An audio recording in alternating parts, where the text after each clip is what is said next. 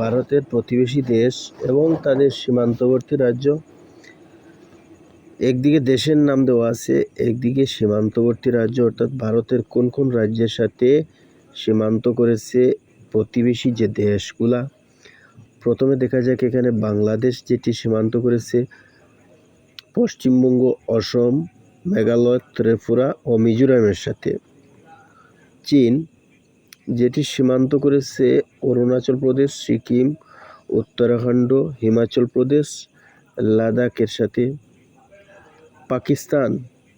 পাকিস্তান যে দেশ পার্শ্ববর্তী, এই পাকিস্তান ভারতের জম্মু কাশ্মীর, পাঞ্জাব, রাজস্থান, গুজরাট ও লাদাখ রাজ্যের সাথে সীমান্ত করেছে।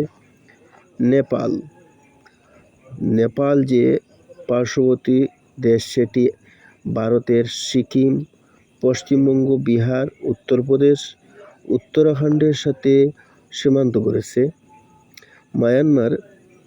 মায়ানমার যে প্রতিবেশী দেশ, সেটি অরুণাচল প্রদেশ, নাগাল্যান্ড, মণিপুর, মিজোরাম রাজ্যের সাথে সীমান্ত করেছে। ভুটান পার্শ্ববর্তী যে দেশ ভারতের, সেটি ভারতের অরুণাচল প্রদেশ, সিকিম, আসাম, পশ্চিমবঙ্গ এর সাথে সীমান্ত করেছে। আফগানিস্তান যেটি লাদাখের সাথে সীমান্ত করেছে, শুধু লাদাখের সাথে সীমান্ত করেছে আফগানিস্তান প্রতিবেশী দেশ।